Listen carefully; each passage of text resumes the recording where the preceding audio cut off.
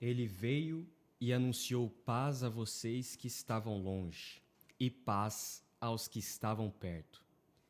Graça e paz, pessoal. Nós estamos hoje no 4º episódio da nossa série, dessa nossa saga em cima de Efésios. Hoje nós estamos em Efésios 2, a partir do versículo 11 ao 22. Então, meus irmãos, vamos acompanhar e hoje nós vamos estar neste tema maravilhoso, a perfeita missão de paz. E aqui conosco está Pastor Márcio Nagano. Como o senhor está, meu irmão? Que bom poder estar aqui com vocês. Graças a Deus, nós ficamos muito felizes da equipe Ikigai estar aqui com o pastor. E pastor, para nós iniciarmos, o senhor pode nos introduzir este tema. Que missão é essa? Então, nesse momento em que a gente tem ouvido falar tanto de guerra, o maior anseio da humanidade é por paz. A gente quer resolver nossos conflitos e na força humana parece que a gente não conseguiu. Verdade. Mas Cristo veio numa missão perfeita, estabeleceu paz com Deus e com o seu povo. É sobre isso que a gente vai falar hoje. É pra gente, né, pastor? É pra gente, Amém, é hoje. Graças a Deus. Então, meu irmão, você que está nos acompanhando, acalme o seu coração. Uma mensagem de paz. E acompanhe conosco Efésios 2, do 11 ao 22. Pegue aí sua Bíblia e nós estaremos, o pastor estará introduzindo a gente na versão NVI, tá bom? Então, pastor, para que nós possamos entrar melhor nesse texto, o que nós devemos entender? O que nós temos que saber? A maior preocupação que eu tenho, ao estudar essa carta é que é comum que à medida que você vai progredindo nos capítulos, você vai perdendo a imagem do que você leu antes. Chegou no 3, não lembro do que tem no 1, no 2. Só que isso vai fazer falta. Sim. Você vai chegar ali e o texto vai depender do que aconteceu antes. É necessário ter a imagem do que aconteceu antes. antes. É necessário. Sim. Então, antes da gente entrar, porque é um texto que aparentemente vai falar de coisas novas para a gente, é importante a gente fazer uma retrospectiva do que a gente já conversou. Amém, amém. No capítulo 1, ele vai falar que Deus nos abençoou com todas as bênçãos espirituais nas regiões celestiais em Cristo. Sim. Então, vamos só tentar aumentar todas as bênçãos espirituais nas regiões celestiais em Cristo. Sim. Só que um pouco mais abaixo, quando ele chega no 18, ele vai fazer uma oração. Oro também para que os olhos do coração de vocês sejam iluminados, a fim de que vocês conheçam a esperança para a qual ele os chamou. Sim. Parece que agora Paulo precisou orar para poder ensinar que aquilo seria difícil. É necessária a oração até para nós entendermos. Até para entender. Verdade. Todas as bênçãos espirituais, agora orando para que Deus nos desse a graça de entender o que ele ia falar. Sim. Quando ele chega no 2, ele diz, vocês estavam mortos em suas transgressões e pecados, nos quais vocês costumavam viver quando seguiam a presente ordem deste mundo. Sim. Então, primeiro, todas as bênçãos. Depois eu vejo que alguma coisa grande era entregue, mas que também seria um pouco difícil de entender. E aí ele mostra, eu vou revelar como você estava. Vocês estavam mortos em suas transgressões e pecados. Nosso estado, como estávamos. Nosso estado espiritual, seguindo a ordem deste mundo. Seguindo a ordem desse mundo. E ainda, a gente falou no programa anterior, que a salvação é pela graça, por meio da fé. Exatamente. Gente, alguém está sendo muito abençoado. Sim. Quem são eles? Quem é essa pessoa, né? Quem é esse personagem? Sim. É sobre isso que a gente vai falando. O tema, a perfeita missão de paz, que a gente vai falar hoje, depende de que você entenda quem é esse personagem, quem são os próximos personagens que vão entrar na história que Paulo está revelando nessa carta. Amém, graças a Deus. Que nós tenhamos essa humildade de olhar para esses personagens e não esquecer de quem nós somos também nisso, né, pastor? É muito importante que nós saibamos ver a quem Paulo está direcionando primordialmente ali essa mensagem. Então, pastor, a gente vai ter aqui no versículo 11 falando que lembre-se de que anteriormente vocês eram gentios por nascimento e chamados incircuncisão pelos que se chamam circuncisão. No versículo 12 e 13 ele continua seguindo esse raciocínio. Com quem Paulo está lidando aqui? Eu acho que agora a gente vai começar a enxergar o personagem principal, né, a quem ele está direcionando. Certo. Os gentios. Gentios. A princípio, quando a gente estuda o Antigo Testamento, nós vamos ver que Deus se revela a Abraão. Sim. E quando se revela a Abraão, ele entrega uma promessa de que abençoaria todos os povos da terra por meio de Abraão. Sim. E estudando o Antigo Testamento, Deus começa a trabalhar com um homem, uma família e agora um povo. Certo. O povo hebreu. Sim. E, a princípio, ninguém imaginava que fosse ser dessa forma que Deus ia trabalhar para atingir todas as nações, todos os povos da terra. Então, quem são os gentios?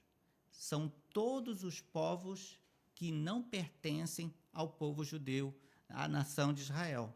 Podemos dizer que nós somos gentios? Somos gentios.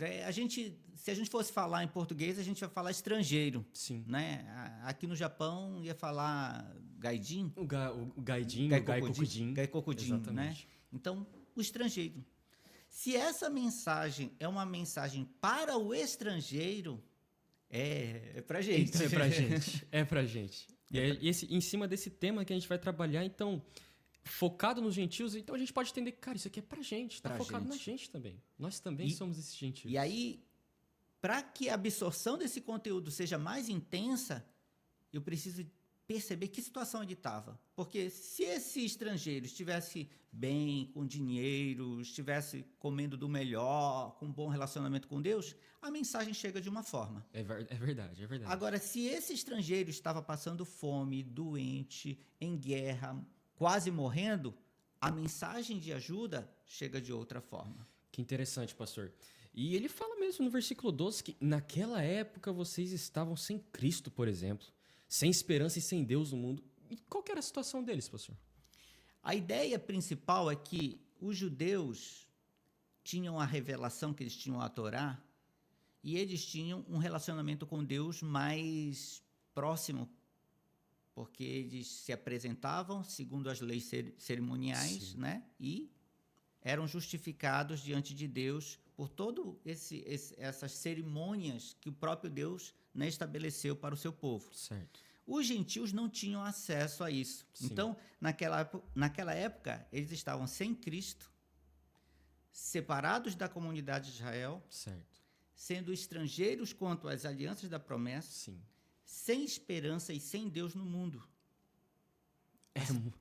É uma desesperança, né, cara? É uma desesperança, né? Então, separado, sem Cristo, aí você já fica imaginando que quando você começa a entender a importância de Cristo para a nossa própria justificação, sim, estar sem Cristo não é uma situação favorável. Sim.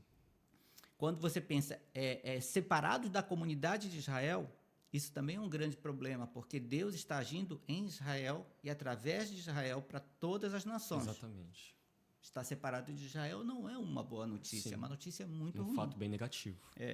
E aí ele diz ainda um pouco mais, sendo estrangeiros quanto às alianças da promessa. Deus tinha promessas que estavam baseadas nas alianças que ele entregou para o seu povo, mas os gentios não iam participar de nada. Eram alheios a tudo. Estrangeiros quanto, né, às alianças da promessa. Deus tinha entregado ao seu povo promessas, principalmente em relação à redenção, mas os gentios estavam separados. Sim. Como é que a gente entende a recepção dessa mensagem que Paulo entrega para as pessoas que estavam ali em Éfeso, cidadãos de todas as regiões do império, circulando, ouvindo e dizendo, nossa, eu estou numa situação muito complicada, muito difícil. E isso traz uma importância a tudo que Paulo vai falar a partir de agora, justamente porque, cara, a gente não tinha esperança alguma. Não tinha. Estávamos alheios à aliança, éramos estrangeiros às alianças que Deus fez. Nós estávamos separados do povo de Israel, não tínhamos Cristo e seguíamos, como foi falado no capítulo anterior, a gente seguiu os desejos da nossa carne, a ordem deste mundo. Mas eu vejo aqui, pastor, que está escrito no versículo 13, mas agora, em Cristo Jesus, vocês que antes estavam longe foram aproximados mediante o sangue de Cristo. O que vai acontecer agora, então, pastor? Essa mensagem que Deus entregou para Abraão, de que abençoaria, essa palavra que Deus entregou a Abraão, de que abençoaria todos os povos da terra, começa a se cumprir. E eu acho que nem mesmo os judeus nesse momento tinham noção. Certo. Deus tinha separado Paulo para pregar a mensagem de salvação a todos os povos da terra. Sim. E aí, como diz o texto, mas agora em Cristo Jesus, vocês que estavam longe foram aproximados mediante o sangue de Jesus. Jesus morreu não apenas pelos judeus, mas também pelos estrangeiros. Uau! E essa justificação teria um teor de dificuldade para ser compreendida. Sim. Porque as pessoas criam uma ideia de um relacionamento com Deus baseado em sua própria opinião. Sim. Mas a revelação bíblica nos mostra quem nós somos. Sim. E a maneira como Deus nos aproxima novamente. Sim. Ou seja, eu tenho que entender que a Escritura diz que eu estava separado por causa das minhas transgressões. Efésios 2, vocês estavam mortos em suas transgressões Sim. e pecados, né? E, pastor, muito bom o que o senhor falou, porque nós temos este costume de pensarmos, nós somos amados. Nós realmente somos. Mas nós, por não entendermos quem nós éramos, a gente perde esse sentimento do peso, sabe? De como isso é muito importante, como isso é profundo, como esse amor que Deus tem por nós é muito profundo. Porque nós não merecíamos, estávamos alheios, longe, dispersos, não tínhamos Cristo. Então... E aí você vê assim, por exemplo, quando a gente lê o texto, você pensa assim, imediatamente, deixa eu me enxergar no texto. Mas, a princípio, você tem que ver para quem o texto foi destinado. Certo. E o impacto para aquela pessoa. Sim. E essa pessoa que recebeu esse texto, com certeza, estava numa situação muito diferente da nossa. Sim. E como a gente falou no versículo 13, mas ele fala, mas agora em Cristo Jesus, né, fomos aproximados mediante o sangue dele. E aí a gente vai entrar então no versículo 14, e ele vai começar a falar sobre paz, que é o tema que a gente está trabalhando, né, pastor? Que missão, sobre a perfeita missão de paz. E ele fala, pois ele é a nossa paz. Como que funciona? Como que se dá essa paz no texto, pastor? A gente precisa estar sempre atento, enxergando cada detalhe. É como se a gente estivesse montando, né, um quebra-cabeça, e cada detalhe é importante. Então, os gentios, eles estão separados, e agora alguém vem, né, que nesse caso é Cristo. Sim. E o título de hoje é Perfeita Missão de Paz, e ele vai procurar os gentios, certo, através de Paulo, usando Paulo para levar a mensagem do Evangelho. Sim. E ele não só vai trazer paz aos gentios, mas também aos judeus. E aí vem uma pergunta, nossa, que paz é essa, né? Certo. O texto diz então, no verso 14, pois ele é a nossa paz, o qual de ambos fez um e destruiu a barreira e o muro de inimizade, anulando em seu corpo a lei dos mandamentos expressa em ordenanças. O objetivo dele era criar em si mesmo dos dois um novo homem, estabelecendo a paz, e reconciliar com Deus os dois em um corpo por meio da cruz, pela qual ele destruiu a inimizade. Então, Jesus vem numa missão perfeita e estabelece paz. Que paz é essa? Havia uma separação entre Deus e o homem, desde Gênesis. Sim. Então, a gente nunca imagina, mas nossos pecados fazem oposição a Deus. Sim. Nossos pecados fazem com que nós estejamos em guerra contra Deus. Sim. Porque se eu estou te ofendendo, eu estou causando algum tipo de dano, ou seja, eu estou te agredindo. Sim. Então, eu estou em guerra contra você. Sempre em oposição. É uma posição de guerra. Não numa posição de guerra como a gente pensa assim, entre nações, mas em relação à moralidade de Deus. Como pecadores, nós estamos em guerra contra Ele. Mas também estávamos em guerra uns contra os outros. Sim. Os judeus também se sentiam favorecidos e estavam em guerras contra os estrangeiros, os gentios. Sim. Então havia uma ideia de que não há unidade. Sim. A missão perfeita de paz mostra que em Cristo ele vem e ele vai produzir paz entre o gentio e Deus. Ele abre um caminho de paz, ou seja, essas ofensas, elas serão perdoadas. Sim. Mas também ele faz paz entre o judeu e o gentio, porque o judeu se sentia favorecido por ser o povo da aliança e os gentios se sentiam desfavorecidos por não fazer parte da aliança. Sim. Cristo vem então e une na cruz, através do seu sangue, os dois, produzindo um novo homem, estabelecendo a paz, destruindo a inimizade. O objetivo dele era criar em si mesmo, dos dois, um novo homem. Em si mesmo. Uau, então nós podemos dizer que essa paz, primeiro paz com Deus, e depois, agora, entre os homens também. Entre o povo gentil e o povo judeu. E o interessante aqui é que a gente começa a sentir um aroma da igreja nascendo. Verdade. Sabe? Uma pequena fumaça do que ele está para revelar sobre a igreja, porque essa carta fala muito sobre a igreja. Sim. Mas ele está querendo dizer, olha, um novo homem. Né? Para John Stott, ele vai falar da nova sociedade. Nova sociedade, exatamente. Deus estava em Efésios ou em Cristo estabelecendo uma nova sociedade.